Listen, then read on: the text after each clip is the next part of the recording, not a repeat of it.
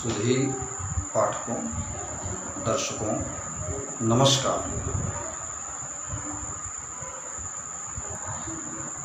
भारतीय स्वतंत्रता आंदोलन पर हमारा यह वीडियो आपको प्रेषित है। मुझे आशा ही नहीं, पूरा विश्वास है कि आप इस वीडियो को पसंद करेंगे। भारतीय स्वतंत्रता आंदोलन का प्रथम संग्राम 1857 में लड़ा गया।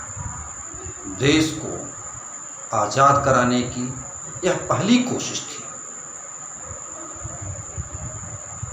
सिंहासन हिल उठे राजवंशों ने भृगुटी तानी थी, बूढ़े भारत में भी फिर से आई नई जवानी की। गुमी हुई आज़ादी की कीमत सबने पहचानी थी, दूर फिरंगी को करने की सबने मन में ठानी थी। चमक उठी सन 57 में यह तलवार पुरानी थी, बुंदेले हर बोलों के मुँह हमने सुनी कहानी थी, बुंदेले हर बोलों के मुँह हमने सुनी कहानी थी। खूब लड़ी मर्दानी वह तो झांसी वाली रानी थी। भाइयों, पाठकों, दर्शकों, यह 1857 की क्रांति को बयां करती पंक्तियां हैं। 1857 की क्रांति के अमर नायक, अमर गायक और इस क्रांति के जनक, इस क्रांति को प्रारंभ करने वाले महापुरुष आदरणीय स्वर्गीय मंगल पांडे जी को माना जाता है। आज उनकी जयंती है। इस जयंती पर उस वीर पुरुष और उनकी क्रांतिधर्मिता को कोटि कोटि नमन है।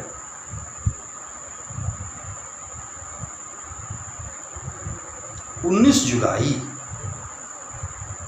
1827 को बलिया के नगवा ग्राम में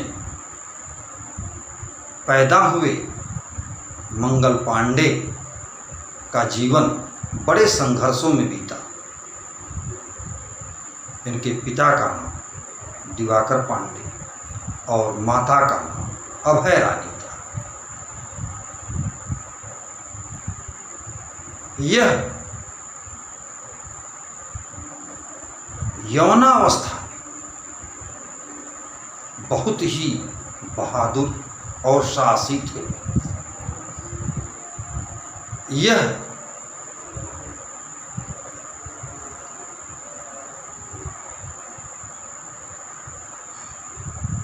(1849) में अपनी बहादुरी के बल पर अंग्रेजों की सेना में भर्ती हो गए।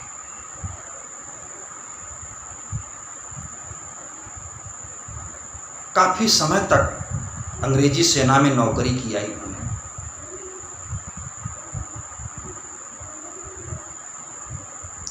इसी बीच अंग्रेजों ने पहले से प्रयोग में आ रही सेना की बंदूकों को बदल दिया और नए बंदूकों का प्रयोग शुरू किया। इनमें जो कारतूस लगा होता था उसे मुलायम करने के लिए जवान मुंह से खींचते थे।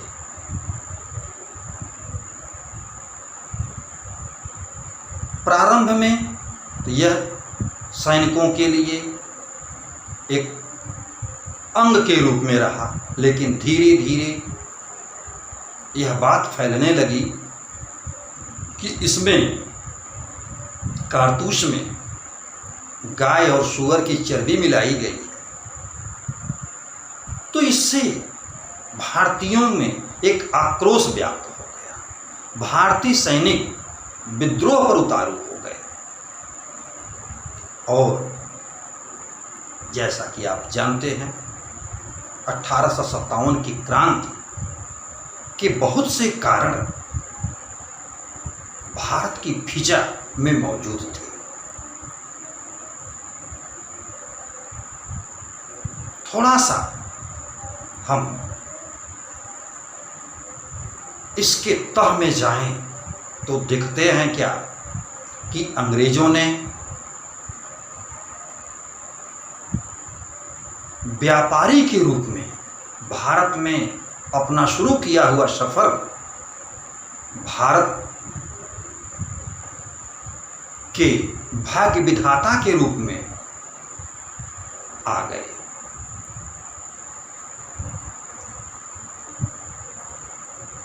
जो कंपनी भारत में ईस्ट इंडिया कंपनी के रूप में व्यापार के रूप में आई, व्यापार करने व्यापारी के रूप में आई, वह कंपनी आज भारत की भाग्य विधाता बन गई थी।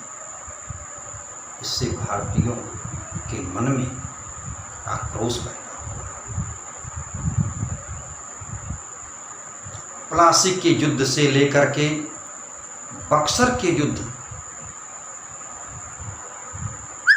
में भारतीय पराजित हुए और अंग्रेजी दासता का भयावह चक्र भारतीयों को ले रहा था। इसी प्रकार दक्षिण भारत में मराठे अंग्रेजों से पराजित हुए। हैदर अली टीपू सुल्तान मराठों से पराजित हुए, अंग्रेजों से पराजित हुए। उत्तर भारत में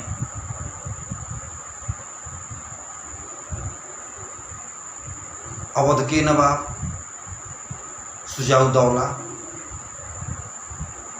अंग्रेजों से पराजित हुए। इन सब ने भारत को एक दासता के दुष्चक्र में फंसा दिया। इससे निकलने के लिए भारतीय लोग धीरे धीरे छटपटा रहे थे और प्रयास कर रहे थे। यही प्रयास 1857 की क्रांति के रूप में दिखलाई पड़ा। भारत में अर्थव्यवस्था को चौपट करने में अंग्रेजों ने कोई कसर नहीं छोड़ी। भारतीय उद्योग धंधे नष्ट हो गए। भारत का कपड़ा उद्योग, मलमल उद्योग बर्बाद हो गया। इनमें काम करने वाले लोग तबाह हो गए। इस आर्थिक तबाही ने भारतीयों को सोचने पर मजबूर कर दिया। सामाजिक कारण भी थे जो भारतीयों को मन को आंदोलित कर रहे थे। अंग्रेज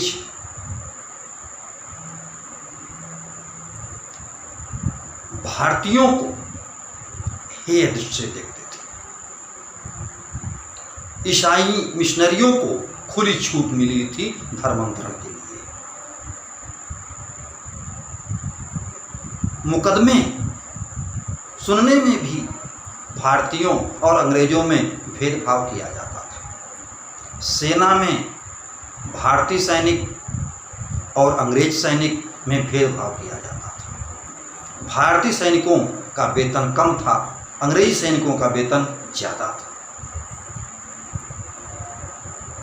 और अंत में इसका जो तात्कालिक कारण था कि जो कारतूस में गाय और सूअर की चर्बी लगे होने की बात ने भारतीयों को और उद्वेलित कर दिया। उनको ये लगने लगा, चाहे हिंदू हो चाहे मुसलमान हो, कि अंग्रेज हमारे धर्म को नष्ट करना चाहते हैं। इन कारणों से भारत में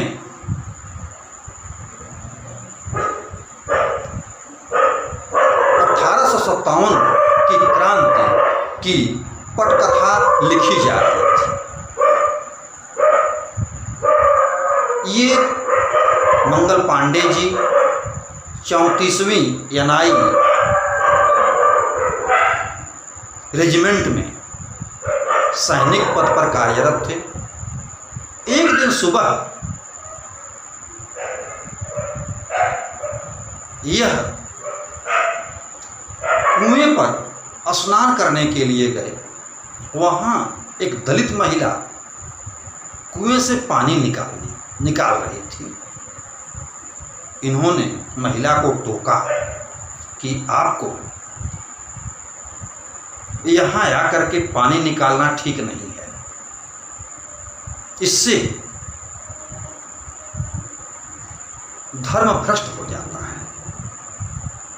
उस दलित महिला ने कहा कि धर्म तो आपका पहले ही भ्रष्ट हो चुका है।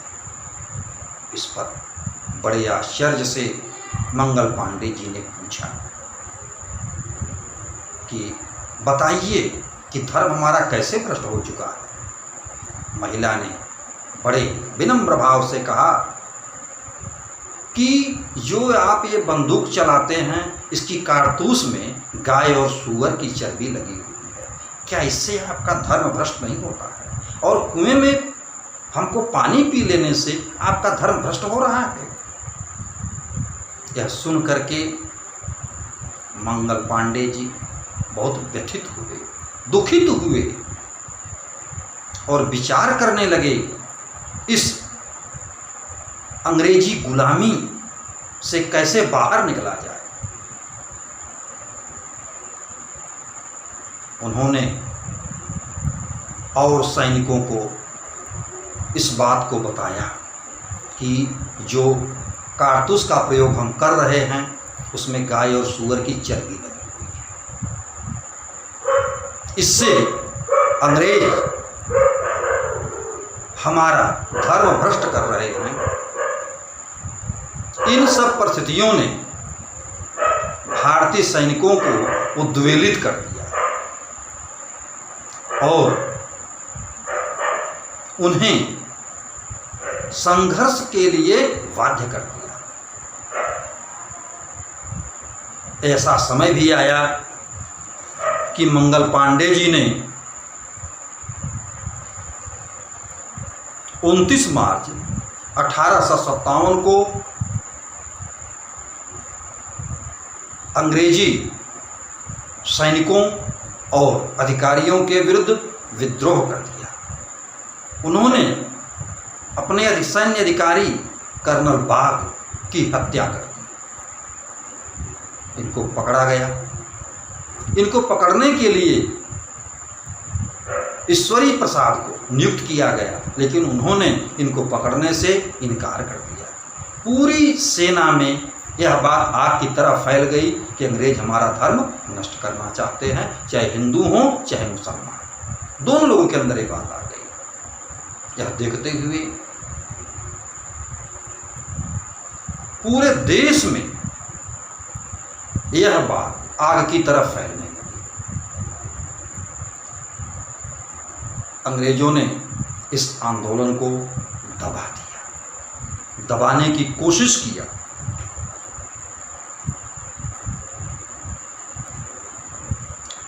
और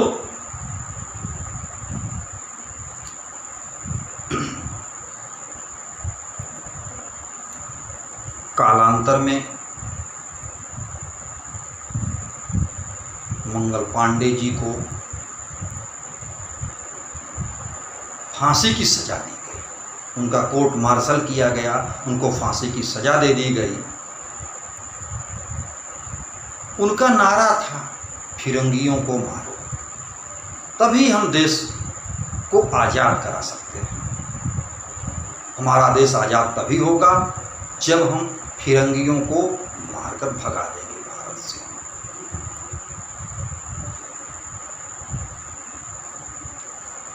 यद्यपि इनको फांसी पर लटका दिया गया, लेकिन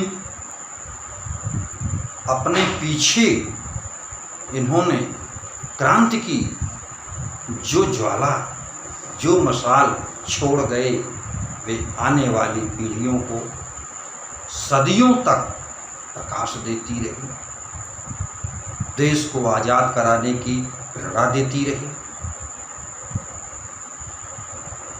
और इनके चिंतन, क्रांति धर्मिता का परिणाम देश को आज़ादी के रूप में मिला।